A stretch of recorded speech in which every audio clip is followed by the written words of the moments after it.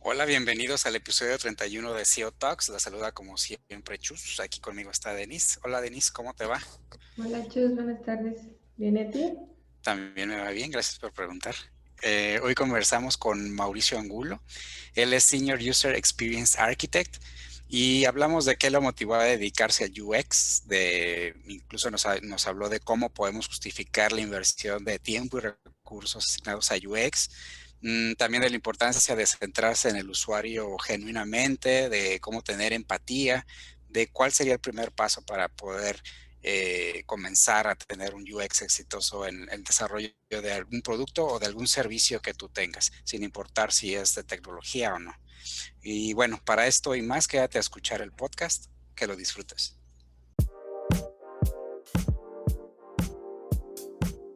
Hola Mauricio, ¿cómo estás? Muy bien, muchas gracias. Estamos muy contentos aquí de tenerte, como te decía hace ratito, aquí en el podcast, para hablar un poco acerca del tema de UX, de User Experience. Ah, Digo, ya te presentamos, sé que no lo escuchaste, pero ya te presentamos ya con la magia de la edición. Eh, pero cuéntanos, por qué decides dedicarte tú al User Experience? Bueno, yo tengo formación como ingeniero en computación. Originalmente yo empecé en esto como programador. Empecé a programar muy chico y eventualmente terminé en la universidad estudiando ciencias de computación. Pero más o menos por esa época empecé a usar lentes, me empecé a quedar miope. Entonces me empezó a entrar la angustia de, ¿y si ya no puedo ver cómo voy a programar? Ya, Que, o sea, imagínate, tantos años, tanto tiempo invertido, tantas cosas que quería yo hacer y de repente no poder programar por no poder ver. Que en mi mente entonces era inconcebible. Bueno, es que cómo programa uno si no puedes ver el monitor de sí, memoria, cómo corren las cosas. Y me puse a investigar porque soy esa clase de persona. Entonces empecé a ver cómo es que la gente que no tiene vista o que tiene problemas de vista interactúa con la computadora. Mi tesis en la universidad, de hecho, fue sobre ese asunto. Junto con un amigo diseñamos un monitor braille para personas que tienen discapacidades visuales graves. O sea, perdón que te interrumpa, pero o sea, como que sí te causó mucho conflicto el llegar a perder la vista o empezar a perder la vista, ¿no? Porque digo, hasta hacer la tesis de eso. Bueno, me pareció como un reto interesante y también te estoy hablando hace 20 años de esto, entonces no había ni la información ni la tecnología que tenemos ahora. sí, no, o Y sea, no había avances en reconocimiento de voz ni nada de eso, ¿no? O sea, era se estaba básicamente haciendo. hace 20 años estábamos hablando de que Google estaba Sí. todavía medio arcaico, o sea, era bueno, pero pues, todavía estaba medio arcaico. Te estamos hablando que hace 20 años la tecnología para gente más sofisticada que había era Windows 98. Entonces, y sí, vamos, también soy muy exagerado. Entonces, me metí de lleno en el tema e investigando también como parte de la tesis, descubrí muchas cosas. Descubrí que los problemas visuales no nada más son miopía o ceguera, sino que hay un montón de otros problemas. Descubrí también con pruebas con usuarios que pues mucha gente se queda sin trabajo y deja de ser productiva precisamente porque la tecnología pues no se crea pensando en sus necesidades. También de muchas cuestiones, como que en América Latina, una de las principales causas de pérdida de visión en adultos es por diabetes, lo cual impide que la gente, ya cuando es adulta, aprenda a leer braille, parte porque les cuesta más trabajo y parte también porque la diabetes inhibe el sentido del tacto. Entonces, ahí fue donde me descubrí también como parte de la tesis que el braille no es un lenguaje inclusivo. Por eso hay tan pocas soluciones al respecto de eso. Y eso eventualmente descubrí que es accesibilidad. La accesibilidad, el estudio de accesibilidad visual me llevó a estudiar otro tipo de tecnologías accesibles para otro tipo de discapacidades, ya sea auditivas, vocales, motrices o cognitivas, y eventualmente acabé en usabilidad y lentamente y casi sin darme cuenta me descubrí haciendo experiencia de usuario. ¿Y todo esto en México o lo estuviste haciendo en algún otro país o cómo fue? En México, totalmente en México. Yo soy 100% mexicano, hecho, formado y criado en México. Y, ¿De qué y parte de México es? ¿De la Ciudad de México? De la Ciudad de México, aunque mi familia es de Sinaloa, de Culiacán. y digamos que a raíz de esta especie pues no sé si llamarle miedo, pero desde ahí surge esa curiosidad, ¿no? O sea, una curiosidad que te va llevando a encontrar otro tipo pues, ¿cómo llamarle? De la manera en la que puedes interactuar con un equipo de cómputo y cómo fue que fuiste llevando eso más hacia la parte de UX. O sea, ¿en qué momento dijiste, ya estoy en UX? ¿O qué pasó? Pues mira, lo primero fue el impacto. Cuando estaba haciendo yo la investigación para mi tesis, les digo que hicimos un compañero y yo diseñamos un monitor braille y parte del protocolo era probarlo con personas que fueran pues auténticamente invidentes. Entonces fuimos a la Escuela Nacional de Ciegos, ahí en el centro de la Ciudad de México.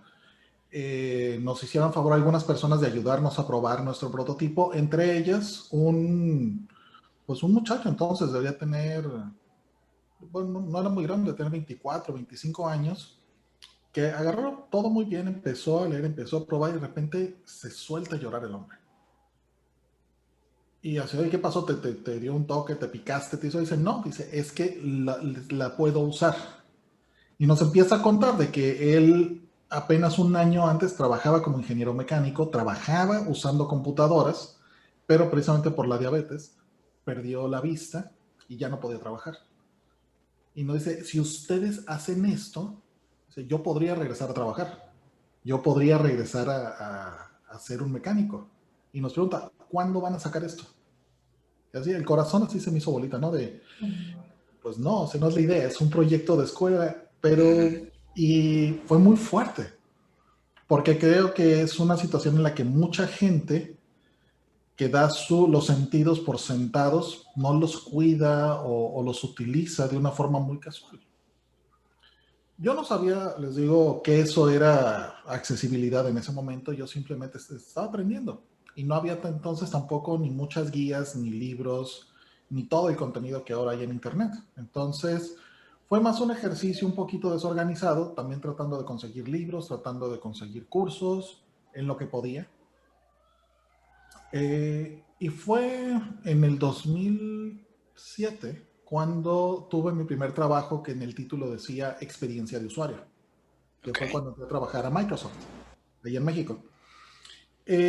Y cuando me llamaron a la entrevista me decían, Mauricio, estamos buscando una persona que sepa programar, o sea, que sepa echar código, que sepa leer código, pero también necesitamos alguien que sepa diseñar, y necesitamos alguien que sepa de mercadotecnia, y necesitamos alguien que, dices, un perfil bien raro. Yo Es como digo, el UX Unicorn, ¿no? Que por ahí se menciona. y le digo, bueno, o sea, yo sé todo eso y justo entonces mi problema era que como yo programaba y diseñaba, no me daban trabajo ni como programador ni como diseñador, porque decían, no, es que necesitamos un especialista en desarrollo, un diseñador especializado, tú estás como en la mitad, tú como que no eres ni uno ni otro. Y era complicado, en esa época yo trabajaba desarrollando videojuegos y cuando me ofrecieron el trabajo en Microsoft fue como el momento más correcto para mi carrera, porque aparte yo era parte de un equipo con otras 23 personas alrededor del mundo que teníamos precisamente el rol y el trabajo de hacer promoción y evangelismo sobre experiencia de usuario desde Microsoft hacia afuera y dentro de la empresa también. Entonces, ya teniendo un grupo de gente que quiere lo mismo, que cada uno sabe diferentes cosas, tienen diferentes experiencias, hombre, esa fue la cosa más linda que me pudo haber pasado, porque ya no estaba yo solo como loco con mis ideas, sino ya encontraba gente que había pasado por un proceso similar y todos juntos podíamos conocer y aprender de los demás. ¿Y qué tan complicado es, como lo dices, evangelizar a alguien a lo mejor que no tiene, si lo viéramos como un diagrama de Venn, que no tiene muy fortalecido a lo mejor su área de marketing o que tiene fortalecido su área de desarrollo o la de diseño? O sea, ¿qué tan difícil es hacer que alguien lo implemente, lo haga? No es difícil porque al final eso que llamamos experiencia de usuario tiene que ver con hacer tecnología, hacer software o incluso servicios pensando en cómo otro ser humano lo va a utilizar. Entonces, entender de tecnología, entender de diseño ayuda, o de procesos, o entender otras cosas, pero al final, todo el trabajo cuando uno lo hace, uno por lo general siempre es para alguien más. Entonces, el elemento clave que una persona debe tener para desarrollarse en una carrera de experiencia de usuario no es ni programación, ni diseño, ni ninguna cosa, sino una cualidad muy sencilla y muy elusiva que es la empatía. En el momento que una persona es capaz de ponerse en los zapatos de otra y decir, eso que está viviendo no es lo mejor, podría ser mejor, es entonces que uno empieza a pensar cómo podría ser mejor. Y justo la respuesta a eso es lo que llamamos diseño. Entonces, no se necesita aprender a programar para poder saber que las personas invidentes necesitan usar computadoras o que las pueden usar. Hay gente que dice, no, pues las personas invidentes que hagan otra cosa, ¿no? Que se dediquen a escuchar audiolibros. Eso no es empatía. Eso es más bien algo utilitario. Entonces, más que otra cosa, todo parte de la empatía, de la capacidad de ponerse en los zapatos de otra persona y a partir de ahí uno se desarrolla dependiendo de las otras habilidades que ya tenga. ¿Y cómo puedes despersonalizar cuando estás empezando a desarrollar algo? Regularmente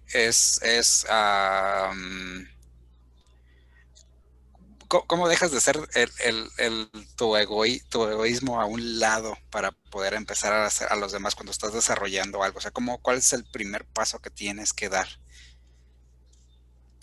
Mucha gente cuando está creando algo, gente que diseña, gente que desarrolla, hay gente hasta que cocina, ¿no? Cuando están haciendo algo, muchas veces hablan de eso que están haciendo como si fuera para ellos mismos. Dicen, es que si yo fuera a usar esta página web, a mí me gustaría que fuera así o así o asado. O si yo hubiera hecho si hubiera diseñado Android, lo hubiera hecho así, así, porque a mí me gusta de tal y cual manera. Justo todo empieza cambiando cómo se refiere uno a las cosas. Ya no se trata de lo que uno quiere, se trata de lo que otros necesitan, de lo que otros quieren.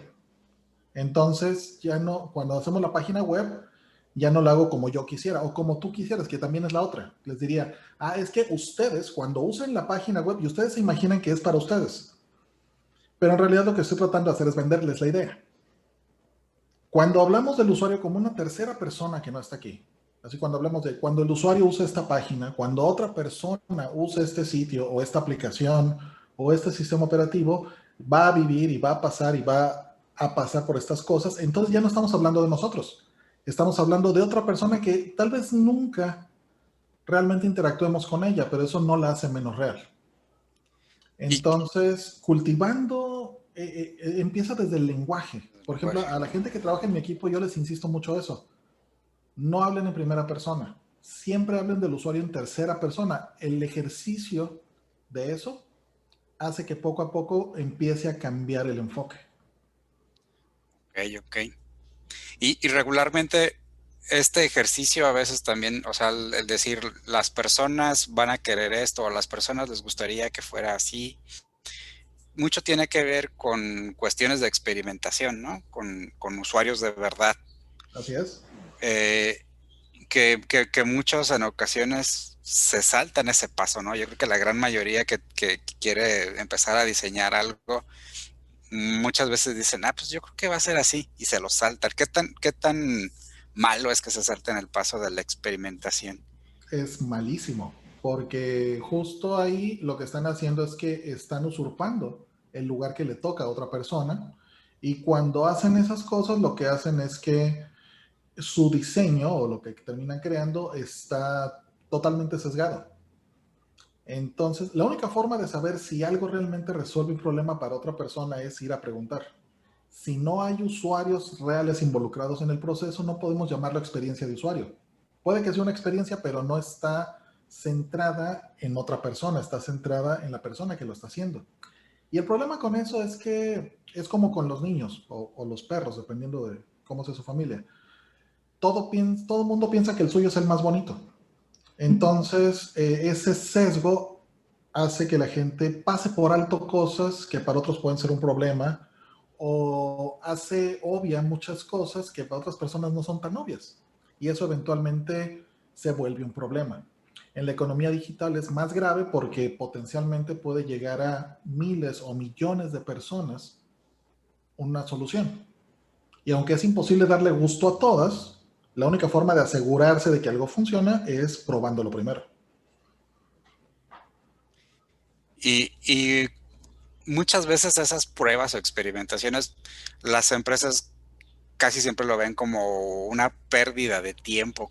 ¿Qué podrías decirles o qué argumentos podrías dar en favor de que no se viera así? O sea, de decir, ok, sí, vamos a hacer esto, pero en lugar de tenerlo para dentro de 15 días, porque 15 días lo puedo diseñar, lo desarrollamos y lo liberamos, ¿qué podríamos hacer para hacerle ver a quien toma la decisión de, ok, pero tenemos que experimentar y este experimento va a durar tanto tiempo, que no lo vea como una pérdida ni de tiempo ni de dinero, ¿no? Precisamente, muchas veces en el afán de salir lo más rápido posible se saltan las pruebas.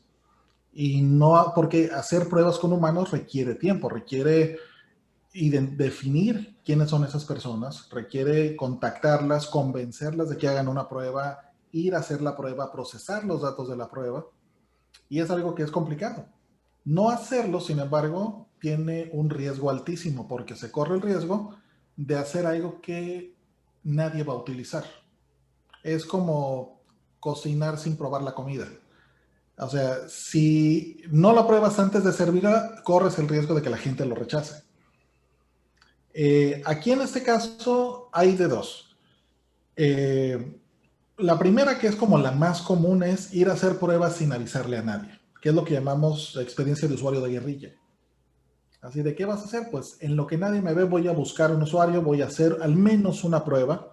Y no hablamos de una prueba con el compañero de oficina o con la persona que está en la recepción o con el tipo que acaba de llegar de la comida, sino con usuarios reales, con usuarios que estén previamente perfilados.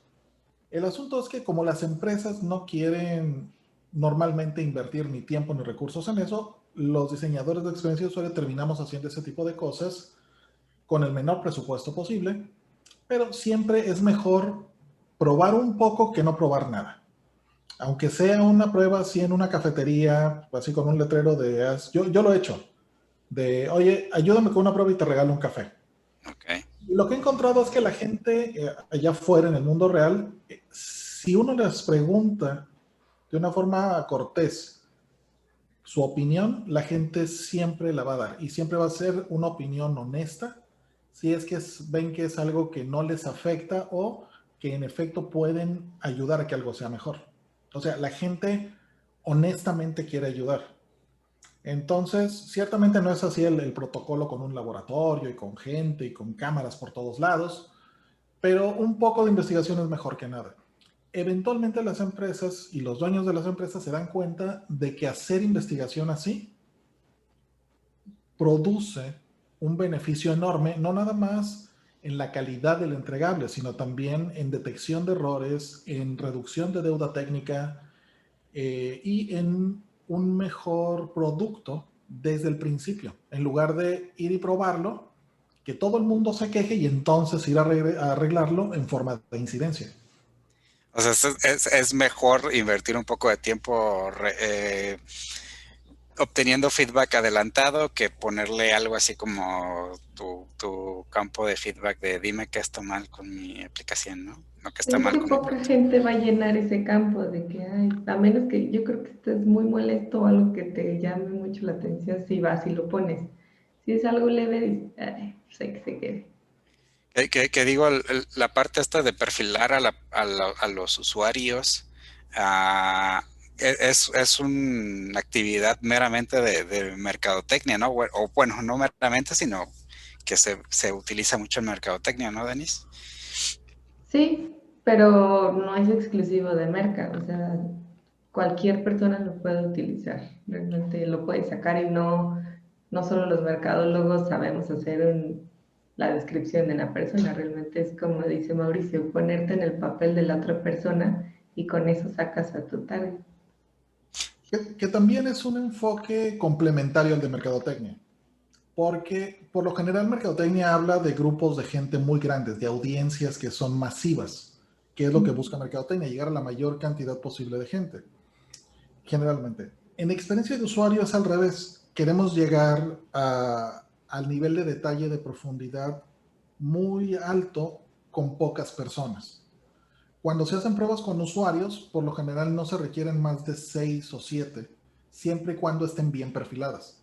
Y entre más detalle y más específico sea el perfil, es mejor el resultado de la prueba.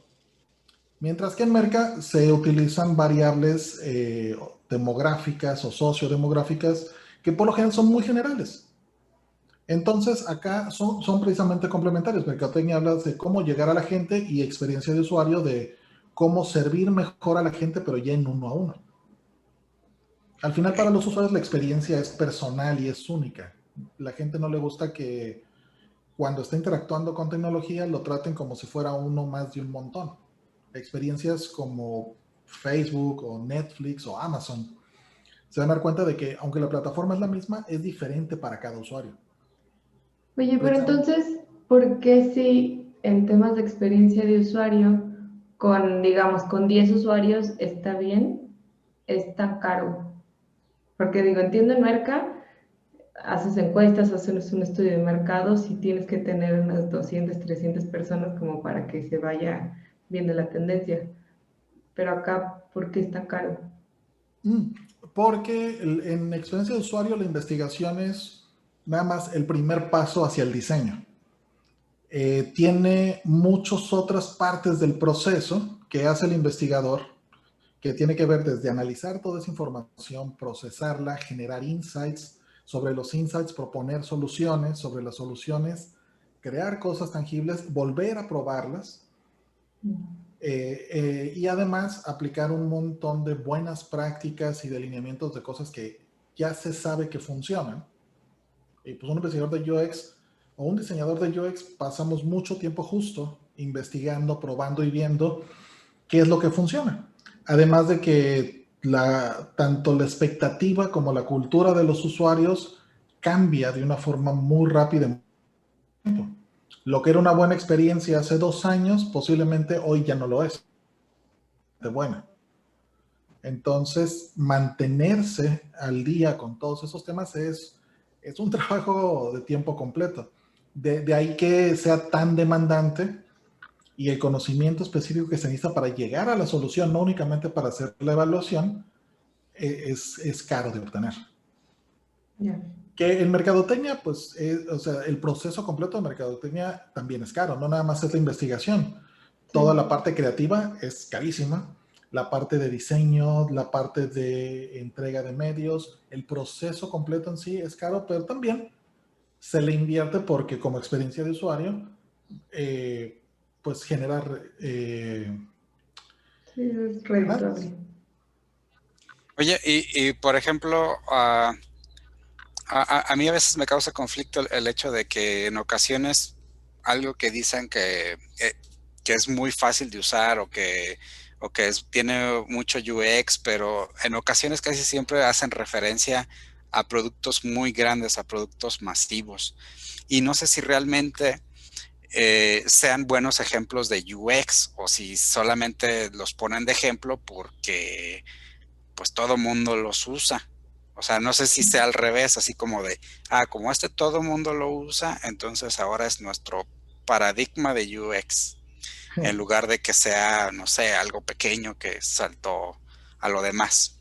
No sé si me explico por ahí. Sí, totalmente. Que es parte del problema que hay en la industria, sobre todo en empresas de base tecnológica. Por ejemplo, el sistema operativo más popular que hay en el mundo ahora es Windows, pero por mucho no sé que tiene la mejor experiencia de usuario. Y también depende a quién le pregunte a uno. Por ejemplo, mucha gente utiliza ejemplos como las cosas que hace Apple, o lo que hace Google, o lo que hace Netflix o Amazon, porque son cosas que mucha gente conoce y que también ellos como empresas invierten mucho en esos temas. Apple fue pionero en estas cosas, en estos temas. Fue de las primeras empresas que tenía personal dedicado específicamente a esto, a entender qué es lo que la gente quiere. Steve Jobs le preguntaba a su gente, lo que necesitamos saber es qué es lo que hace que la gente sea feliz y entonces aplicar eso al diseño de lo que hacemos. Hay un gran ejemplo, y fíjate, es algo muy chiquito, pero creo que es un excelente ejemplo de esto. En los 90, cuando salieron las primeras iMacs, cuando se vendía la iMac, que era, pues, venía en una cajota, para poder hacer la devolución en caso de que uno quisiera aplicar la garantía o algo. En esa época todavía se utilizaba enviar un papel llenado a mano, que ese se sellaba, se ponía y se metía en un sobre para echarle el correo. Una cosa que el equipo de Apple hizo en esa época fue que al pegamento del sobre le pusieron un saborizante de manzana. Y no cualquier manzana, manzana verde de California. De manera que cuando la gente ponía el sobre así de hacer de esta máquina, pero me van a ver, y al hacerle así, es un momento especial, es algo que no esperan, es algo que es diferente, es algo que es único y que dice, ok, bueno, no es tan malo. Le voy a dar otra oportunidad. Y está en los detalles. Por ejemplo, Jobs también decía, cuando diseñaba computadoras, abría las máquinas para ver cómo se veían por dentro. Y si veía un cable atravesado, un pedazo de soldadura mal hecho, lo regresaba. Decía, yo, Steve, ¿a quién le importa? Nadie la va a abrir. Y dice, no importa si la abren o no, yo voy a saber que está mal hecho. Sí, de hecho en su biografía por ahí dicen que eso lo sacó de su papá, ¿no? De que su papá creo que hacía muebles de madera o algo parecido y que él se enfocaba mucho en la parte posterior de los muebles, lo que iba regularmente pegado a la pared. Y que le decía, oye, por qué arreglas eso si nadie lo va a verles? Pero yo sé que está así, o sea, yo sé que por atrás se ve feo, yo sé que está mal hecho. Sí, entonces, una buena experiencia de usuario tiene mucho que ver con los detalles. No es así como hacer un producto así que sea una experiencia increíble. Más bien, la experiencia es una propiedad del producto que surge cuando está bien hecho. Es decir, uno no empieza diseñando la experiencia, uno diseña el producto y cuando el producto es bueno, la experiencia ocurre como una consecuencia. Ok. Es algo como lo que pasa en las cafeterías, en un Starbucks, que solía ser un ejemplo de una gran experiencia de usuario. Es una empresa que vende café, o sea, la cosa más tradicional del mundo. Pero la razón por la que es tan exitoso no es porque el café sea particularmente bueno, sino es por la experiencia de comprar el café ahí. Desde la variedad, desde cómo lo preparan, desde las especialidades, el olor del lugar, la Le forma. ponen tu nombre, ¿no? Incluso, o sea, es mucho de broma eso lo de tu nombre, pero nadie lo hacía. Sí, y el punto es que también esos detalles son los que se vuelven la base. Entonces ya estos días, quien sea que haga una cafetería, no puede ofrecer menos que eso, porque ya es la nueva barra de la experiencia. Entonces, y digo, en el caso de Starbucks, les digo, solía ser un buen ejemplo. Últimamente tienen una excelente experiencia, pero el producto es malísimo, lo cual habla de que no importa qué tan buena sea la experiencia, si el producto es malo, la experiencia no sirve.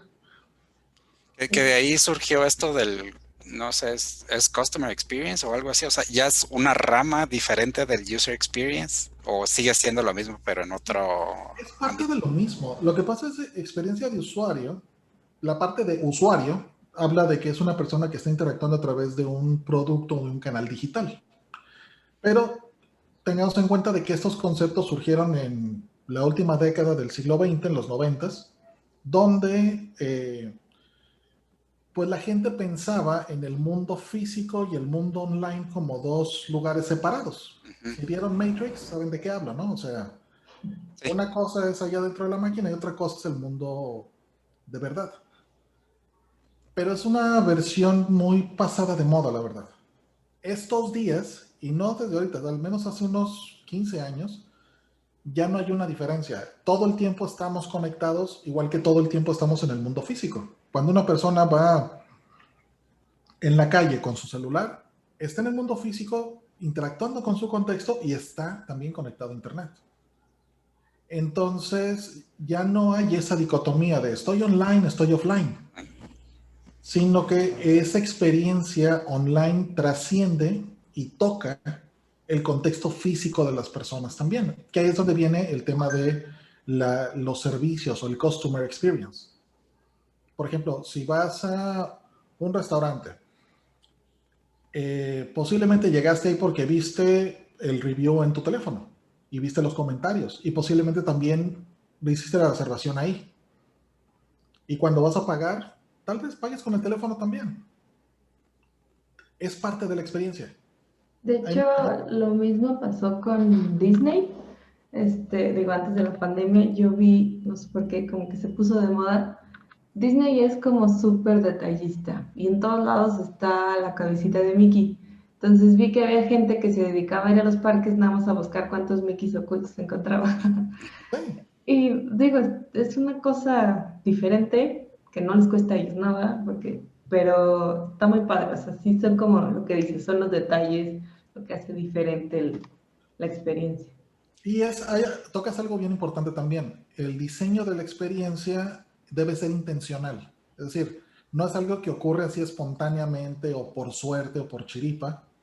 Tiene que haber un propósito detrás. Cuando Disney hace lo de los Mickey o cuando Starbucks diseña los vasos y las mesas de cierta forma, es justo buscando el beneficio de un cliente. No es así de porque se ve lindo o porque a alguien se le ocurrió que así debería de ser. Debe tener un propósito. Y es justo cuando ese propósito se cumple que la experiencia es la correcta. Entonces, ¿cómo podrías medir precisamente eso de si el propósito se cumple o no? O sea, en términos hablando de cómo voy a saber si todos esos detalles que estoy implementando de UX, ¿cómo sé si cumplieron su propósito? Mira, para empezar lo que hay que hacer es diseñar un juego de indicadores o de métricas centradas en el cliente. Es decir, si medimos nada más cuánto dinero nos deja el cliente o cuántas recomendaciones o cuántos likes nos deja, lo estamos midiendo mal. Tenemos que medir lo que es importante para el cliente. El primer indicador es ver que la gente, el usuario, logró lo que quería hacer. Si una persona va a un cajero automático a sacar dinero y no lo logra por cualquier razón, entonces no cumplió su propósito y por lo tanto no resolvió su problema, no logró su cometido. La usabilidad se trata de eso, se trata de ayudar a la gente a lograr sus objetivos. Cuando la gente, por ejemplo, va a un cajero automático o está en un portal web pagando sus impuestos, no se levantó ese día pensando, voy a ir a abrir el cajero, quiero ver cómo funciona. Ni dijo, voy a entrar a pagar mis impuestos por internet para ver qué se siente. Lo están haciendo porque tienen una necesidad humana y personal de resolver un problema. En el caso del cajero, tener dinero para pagar cosas, y en el caso de los impuestos, pues que no los multen. Entonces, la primera cosa que hay que medir es eso. Si 10 personas usan tu producto y solo 8 logran usarlo con éxito, ¿qué pasó con las otras 2? Ahí ya tienes indicadores cuantitativos de usabilidad. Y por ejemplo, ¿hay forma de saber qué pasó con esos dos? Sí, ahí justo donde uno se va al detalle. Así de, a ver, estos dos, ¿dónde se atoraron? Ah, pues es que aquí le pedimos a uno su NIP y se le olvidó el NIP. Híjole, entonces, ¿por qué se le olvidó el NIP? Pues porque es muy despistado. La forma fácil es pues que lo apunte. Pero la última vez que lo apuntó le robaron el papelito y le sacaron dinero. Entonces ya no confía en el banco y ya no lo va a usar. Ahí viene justo el tema de la experiencia. La experiencia son los sentimientos hacia el servicio y hacia la empresa que provee el servicio. Entonces, ¿qué hacemos? Nos ponemos a pensar, ¿de qué otra manera podemos ayudar a la gente a que resuelva ese objetivo si no puede aprenderse un NIP? Que entonces salen soluciones como con la huella digital, con otro tipo de contraseña, con el teléfono, para mejorar la experiencia del usuario. En el caso del portal de impuestos, pues hay ni cómo ayudarlos, porque todas las experiencias de pago de impuestos por internet son malísimas, independientemente en qué país estén. Pero eso es porque la gente que hace esos portales no está pensando en los usuarios. Les dijeron, haz un portal para capturar impuestos y ahí está. Y lo sueltan y lo dejan. Ya. Y le dicen, y lo tienen que hacer porque si no, los multamos o se van a la cárcel. La experiencia ahí no es una prioridad. Y por eso la gente odia pagar impuestos. E incluso muchas veces por eso no lo hacen. Por evitarse Entonces, esa fricción de no voy a poder hacerlo. sí, caray, es que la experiencia no nada más es mientras lo hace, también es antes y después de hacerlo. Pregúntale a Ajá, es cualquier que persona cómo se siente el día antes de ir a pagar impuestos por internet y te va a decir que no durmió. no, también estando ya en el portal de internet es como, está tan complicado que no sabes si la vas a regar, algo te va a pasar, o sea, sí, Sí, o qué, sí, Como ahora el portal del registro de vacunas, ¿no? uf, Que tenía varias fallas de que no encontró mi CURP, de que me decía que no estaba en el rango de edad o de que se cayó. O sea, ahí el objetivo era que alguien se registrara, ¿no? Entonces, quien no se pudo registrar, pues ya fue una mala experiencia para esas personas, ¿no? exacto, pero porque ahí creo que desde el inicio estuvo mal, porque si va la gente mayor, que es la que menos usa la tecnología, ¿por qué les pones una página difícil de usar? O sea, como que no, nunca pensaron en ellos. o lo que dices, si sabes que tus usuarios son personas mayores, ¿por qué no pones las letras grandes sabiendo que muchas personas mayores usan lentes o no pueden leer bien en la computadora? ¿Por qué no usas palabras claras? Por CURP, para mucha gente no significa nada. Y no es su culpa. O sea, no tienen la obligación de estar al día con los términos técnicos de la administración gubernamental. Ese es trabajo, en este caso del gobierno, hacer las cosas sencillas de la misma forma que es obligación de las empresas hacer productos que sean fáciles de usar. Sí, Entonces, esa es la primera parte de cómo medirlo. Otros indicadores son, por ejemplo, qué tan satisfecha se siente la persona antes, durante y después de usar algo. La satisfacción es bien importante. Otro indicador ahí es cuántas veces regresa a usar ese producto. Si nada más lo usó una vez, pues igual tuviste suerte. Si regresa muchas veces, quiere decir que le gustó. Y entre más lo use, más hábil se va a volver usándolo. Entonces, si hay un juego de indicadores, dependiendo ya de cada producto, de cada servicio y cada vertical, pero la experiencia de usuario sí se puede medir. Y de hecho es lo que se recomienda. Porque de otra manera es imposible saber si el diseño de experiencia que se está haciendo corresponde con la expectativa que tenemos. ahí siempre, como dices, tendría que ser centrado en el usuario, ¿no? No pensando en de lo que dices, cuántas ventas me generó, o cuántos likes me dieron, o cuántas veces lo compartieron, ¿no? Sino que más bien, no en lo que yo busco, sino en lo que busca la otra persona. Totalmente. Que regresamos allá al tema de la empatía. Creo que esa es la palabra clave, me imagino, ¿no? En este tema de UX. De Pero principio a fin. ahí creo que hay un gran tema entre, o sea, nosotros como que personas que desarrollan la experiencia del usuario, como que sí estamos conscientes de que eso se debe hacer, pero ahora cómo transmitírselo a la gente que toma las decisiones de negocio, porque ellos dicen, no, yo quiero dinero, o sea, a mí genérame dinero, te estoy dando 1,000 pesos, por así decirlo, en presupuesto, quiero que me des 3,000, 4,000 pesos. Y es Claro. como que, a ver, Y tiene sentido. Las empresas dicen, les importan dos cosas: el dinero y la satisfacción de los clientes. Y la satisfacción de los clientes es importante porque genera dinero.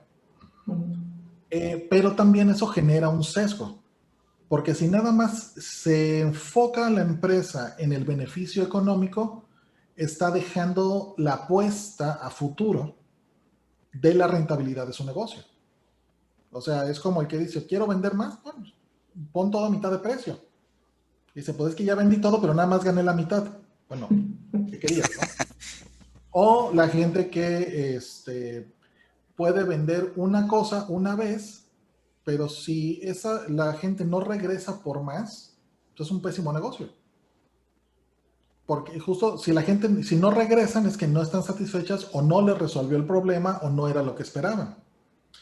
Sabemos por experiencias bien medidas y muy bien estudiadas que los productos que tienen buen diseño de experiencia de usuario, y como les digo, es algo que se hace de forma intencional, no así espontáneamente, eh, tienen un rendimiento de ventas hasta 300 veces mejor que los que no. O sea, ustedes vean lo que pasa, y perdón que regrese el ejemplo, no, pero con Apple. Apple, por ejemplo, solo vende 3 de cada 7 laptops que se fabrican en el mundo. Pero se queda con 7 de cada $10 de ese negocio. ¿Cómo le hace? Es bien fácil. Las computadoras de Apple son muy caras. Le preguntas a una persona que sepa de computadoras, oye, si me quiero comprar una PC que tenga lo mismo, que tenga el mismo procesador, que tenga la misma memoria, que tenga el mismo disco duro, el sistema operativo pues no se puede, pero que sea equivalente y cuesta hasta 40, 50% menos. Pero si le preguntan a alguien que ha usado Mac si estaría dispuesto a dar ese brinco con tal de ahorrarse unos pesos, 9 de cada 10 les va a decir no. ¿Por qué? Porque está re feo, porque es de plástico, porque se ve chafa, porque pesa mucho, porque hace mucho ruido, porque no me gusta, no se siente bien. No, aparte de alguien que tiene una Mac, ya tiene un iPhone, tiene el iWatch, tiene todo Apple, entonces no tendrá que cambiárselo a una computadora, sino al celular. Bueno, ya se sincronizan, pero sí como que ya está súper casado con esa marca. Sí, yo tengo una amiga que en algún momento rechazó un trabajo como directora de diseño en una empresa porque no le querían dar una Mac. Y me decía, es que Mauricio, siento que si no trabajo en una Mac, estoy como traicionando mi vocación. Y yo le digo, Ana, no te azotes, o sea, Photoshop es igual. No es igual, no se siente igual. Desde el mouse no es el mismo mouse. No es lo mismo, no me gusta. Eso es el resultado de una buena experiencia. Yo le digo a la gente, otro ejemplo, si lo que quieres es moverte de un lado a otro, tienes dos opciones. Puedes conseguirte un bocho o puedes conseguirte un BMW. Ambos sirven para lo mismo. ¿Cuál eliges? Digo, si es opción, no me voy El al bocho va a BMW, decir. el Bocho va a decir. Los dos sirven para lo mismo, pero el BMW está bonito. Está bonito, tiene tecnología, está cómodo. Es que es el asunto, o sea, ambos hacen lo mismo. No es, No el hace BMW ruido. no es que Hace ruido. es más caro, pero es más caro porque tiene otro montón de cosas que hacen la experiencia de viaje mucho mejor. O sea, si vas en la carretera, el bocho no te va a levantar arriba de 80 kilómetros por hora. Entonces, El buena suerte. ruidazo que va a hacer también, como que. O Ahora conseguir sí, ya piezas. llegó Denise, ¿no? A medio, hace En 5 cuadras. BMW, una de las cosas que más venden, o sea, que cierra las ventas, es el cosito que detiene la taza de café en el carro. Porque tiene detrás, ahí donde está pegado, es como un aro, que atrás tiene un brazo mecánico con un acelerómetro, con una computadora que detecta las vibraciones del auto para que el café no se caiga en el carro carísimo que acabas de comprar. Son los detalles. Aparte, hay otro detalle que yo no sabía de BMW hasta hace poco, que los primeros, creo que 5 servicios, ya te los incluyen en el precio de venta. Entonces, aunque ya lo pagaste, a la hora de hacer el servicio es como, ya no tengo que pagar mi servicio Ya sientes de que es 4,000 gratis. pesos y sientes que es gratis, cuando no fue gratis, pero es como, mira, ya me lo van a dar. Mira, alguien que puede comprarse un BMW difícilmente no va a tener para pagar el servicio. Te van a decir si me lo cobran o no, pero no es el punto. El punto es que se sienten atendidos, que se sienten tomados en cuenta. Esa es parte de la experiencia. Sí, sí, exacto. O sea, no es como que no lo puedas pagar, pero es como que dices, mira, vale la Oye, pena mi compra.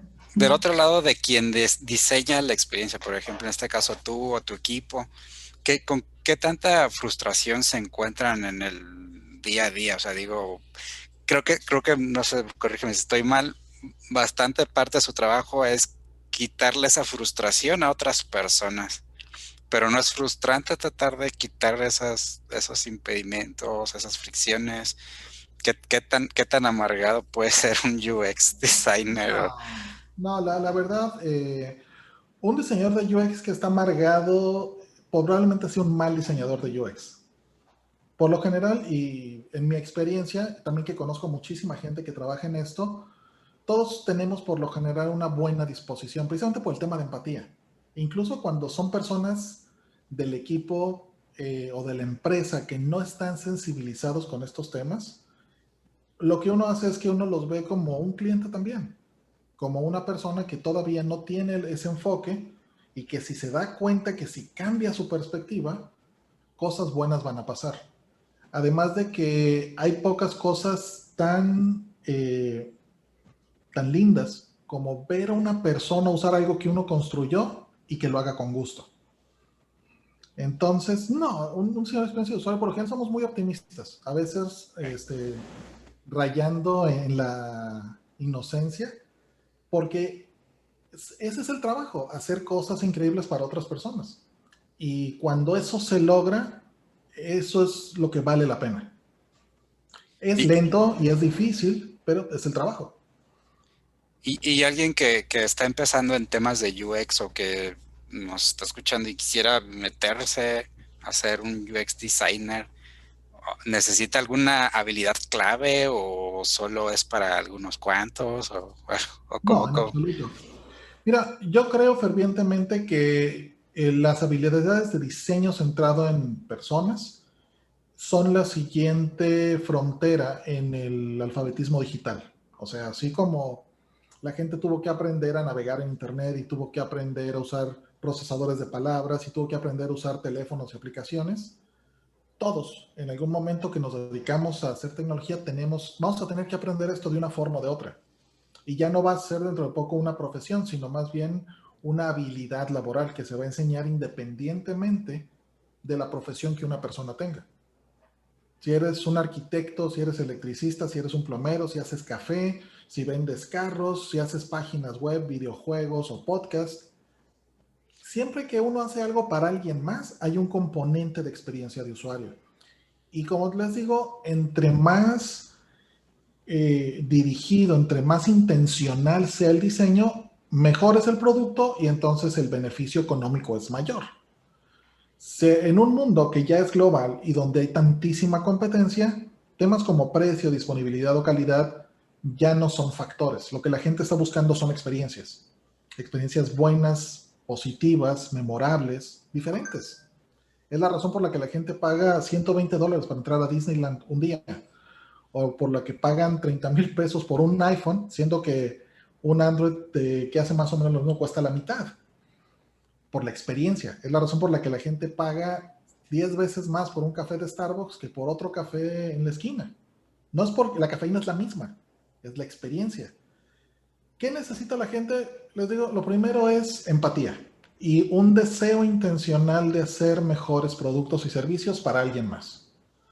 A partir de ahí, afortunadamente ahora hay muchísima información en todas partes. Hay libros, hay cursos, hay talleres, hay presentaciones. Hay eventos como el Día Mundial de la Usabilidad, el Día Mundial de la Accesibilidad, el Día Mundial de la Arquitectura de Información, que se realizan todos los años a nivel mundial con ponentes internacionales y locales y se transmiten gratis por internet. Hay cantidad de presentaciones, blogs, podcasts, herramientas gratis en internet. Y la verdad es que hacer buena experiencia de usuario no requiere de enormes presupuestos, solo requiere de tener la intención correcta. Lo demás es práctica. Entonces, Es como cambiar el chip, que no solo son negocios, sino también céntrate en el usuario, en la persona. van ligados. O sea, para tener un buen negocio hay que primero atender al cliente. Sí, sí, digo, no hay ningún negocio que no tenga clientes, ¿no? Si no, no es negocio. O sea, O es un negocio muy raro. Entonces, Ni las asociaciones civiles, ni eso. pero es eso. Tradicionalmente las empresas decían, pues yo lo voy a hacer así y el usuario, los clientes que se frieguen. Si les gusta y si no, que vayan y que lean como quieran. Ya no vivimos en ese mundo. Estos días los usuarios dicen, me voy a ir y nunca voy a regresar. Y aparte me voy a quejar en las redes sociales y voy a convencer a toda la gente que tengo cerca de que son de lo peor. Y sí, entonces, nunca más mi familia ni yo les vamos a volver a comprar, ni todos mis amigos. Algo así.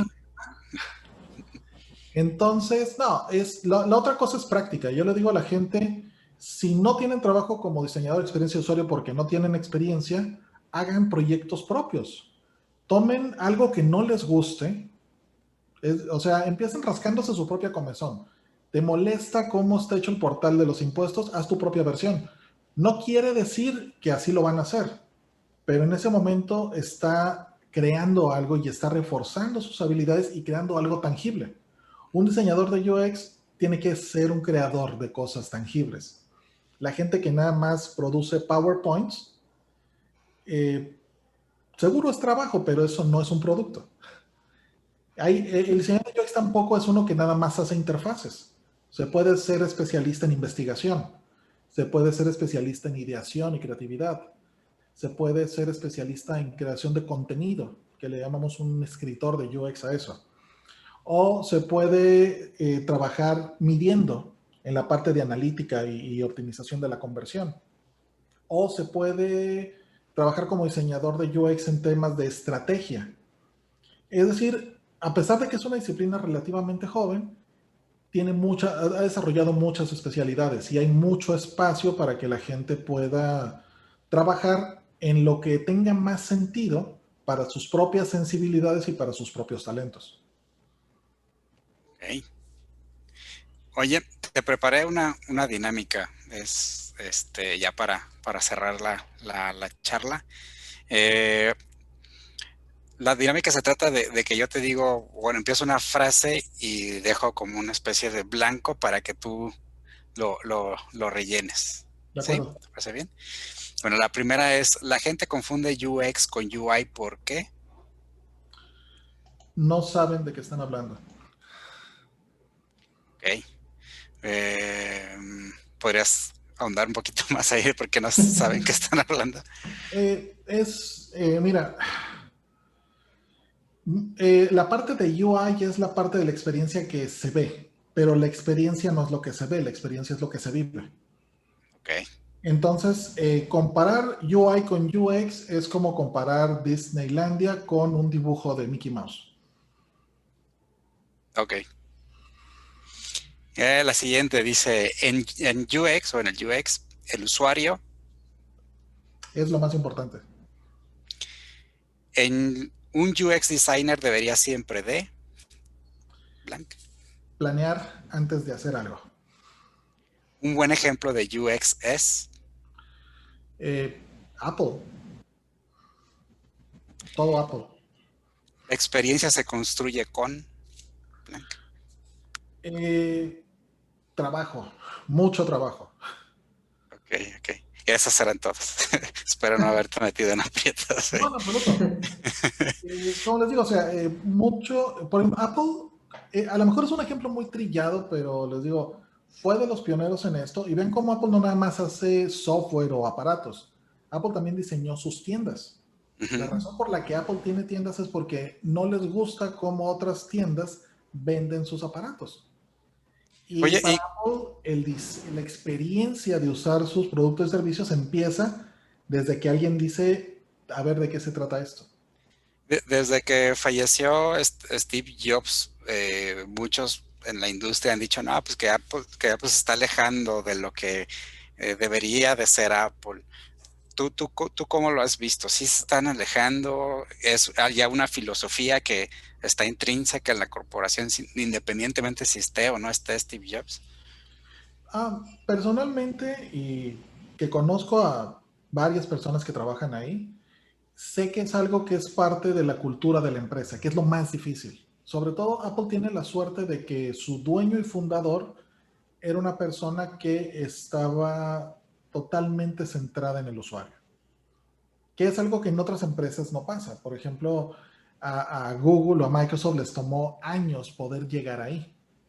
Google y Microsoft empezaron como empresas de ingenieros que hacían ingeniería y les preocupaba más hacer el código súper eficiente o correcto o escalable, pero el usuario era como de, y esto seguro le sirve a alguien más. Cuando Microsoft se metió en el negocio del Xbox, fue cuando se dio cuenta de qué significaba crear una buena experiencia. Y ese es un parteaguas para Microsoft, que partió de una solución de ingeniería a crear ahora, pues la que en efecto es la consola más popular del mundo.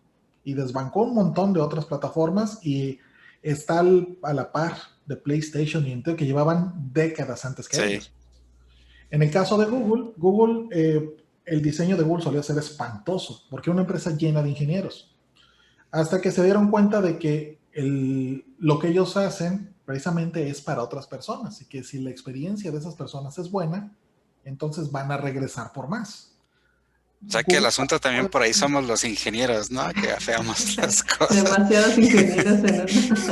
Mira, no es maldad, así nos educan. Yo soy ingeniero, entonces a los ingenieros nos enseñan a resolver problemas. Sí, que funcione, Y, ¿no? Así que funcione. exacto, así de, está feo, pero funciona, ¿no? Te Sí. resuelve el problema, ¿no? Pues está re feo, pero funciona.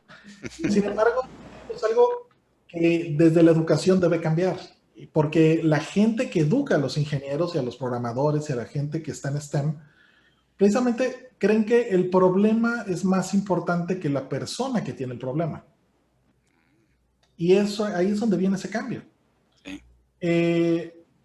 Al final, estas empresas han dado cuenta que justo es la experiencia completa. Por eso Apple pasó de hacer software a hacer hardware, a después hacer sus propios empaques, a tener su propia cadena de distribución, a tener sus tiendas para vender y hacer sus eventos, porque todo eso es parte de la experiencia Apple. A su Y muchos, propio procesador, ¿no? Ahora. pero es justo eso, ellos quieren tener control de cada parte de la experiencia, porque tienen una idea muy clara en mente de qué es lo que es bueno para el usuario. Desde la salida de Jobs, evidentemente, muchas prioridades cambiaron, sobre todo la óptica de cómo se hace una buena experiencia también ha cambiado. Pero yo no creo que la empresa haya perdido vista de eso. Por el contrario, creo que ese enfoque es algo que permea todos los niveles de la empresa. Sin embargo, lo que cuenta no es la intención, sino la ejecución. Y tal vez ahí es donde ellos están fallando desde entonces. O sea, está en el ADN, pero tal vez ya no lo expresan tal cual como en el producto final, ¿no? Por Yo, ejemplo, eso de que no te incluye tu cablecito o que no te incluye tu cargador. Jobs Son era el tipo cositas, de ¿no? persona que usaba todos los prototipos y no le importaba mover una fecha de liberación, no le importaba cambiar las cosas, aunque perdiera dinero, para no sacar productos mal hechos. Sin él, pues ya la gente no tiene ese nivel, el mismo nivel de exigencia. Ujú. Entonces, ahora vemos que Apple saca productos que no son tan buenos como los hacía antes. Pero vamos, una empresa que tiene ya 45 años como esta tiene derecho a tener altibajos, estoy seguro, y que no han perdido eso y que muchas cosas que hacen siguen teniendo ese nivel de calidad. Lo lindo también es que no son los únicos, entonces vemos compañías como Samsung que entendieron eso y lo están aplicando súper bien, a veces incluso mejor. Tener competencia es bueno porque también eleva el nivel de la expectativa de los usuarios y hace que todos nos esforcemos más, lo cual al final es algo positivo. Vamos, no hay nada malo en buscar siempre la mejor experiencia para los clientes. Y creo que más bien el error es creer que ya ese momento ya fue alcanzado, cuando en realidad es algo que siempre hay que estar buscando. Oye, pues te agradecemos mucho que nos hayas podido acompañar en esta charla. Ya tenemos un muy buen material que procesar, que pensar nuevos insights. ¿Hay algo con lo que te gustaría cerrar la charla? También si alguien está interesado en estos temas o quiere acercarse a ti, ¿cómo puede hacerlo? Claro. Eh, pues yo creo que independientemente de dónde trabaje un diseñador de UX, siempre debe acudir a su comunidad, a las otras personas, a sus pares que están en otros lugares. En México y en Latinoamérica hay una comunidad muy fuerte y súper interesante de diseñadores de UX, así como grupos que comparten, generan y publican contenido todo el tiempo. Yo tuve la suerte de colaborar en la creación de UX Nights, que es la comunidad más grande de UX en México. Y me ha tocado participar de una forma u otra con otras comunidades, como UX México, más recientemente en la UXPA, de User Experience Professional Association, en el capítulo de México, así como comunidades como la International Design Foundation, IDF, que tiene capítulos en todo el continente, y un montón más. Entonces, hacer UX es un trabajo de equipo. Hacerlo en solitario es más complicado, es innecesariamente complicado. Entonces, la mejor forma de aprender, independientemente del nivel de experiencia que uno tenga, es compartiendo con personas que están en lo mismo. De esa forma se puede tener retroalimentación valiosa y se puede seguir aprendiendo todo el tiempo. Yo mucho de lo que hago trato de estar conectado y de participar abiertamente en comunidades. Afortunadamente cada vez hay más gente compartiendo cosas y creo que en Latinoamérica, con la tradición que tenemos de diseño, tenemos todo lo que se necesita para ser una potencia de diseño de experiencia, porque es algo que entendemos y vivimos muy bien. Pero no nada más se trata de quererlo, hay que entenderlo, hay que estudiarlo y sobre todo hay que crear cosas. Entonces, buscar personas que quieren lo mismo es la mejor forma de hacerlo. Y si alguien desea encontrarme, soy fácil de encontrar. Está mi sitio personal, About Me, /Mauricio Angulo. Ahí estoy y siempre que me escriben, siempre contesto. A veces me tardo, pero siempre contesto. Y en lo que pueda ayudar, lo voy a hacer siempre con mucho gusto. Bueno, pues te agradecemos otra vez que hayas estado aquí con nosotros en esta charla. Espero que quien nos escucha también le haya gustado. Recuerden compartirlo si les gustó. Y pues no nos queda más que despedirnos y agradecerles a todos. Muchas gracias, Mauricio. Con mucho gusto. Muchas gracias.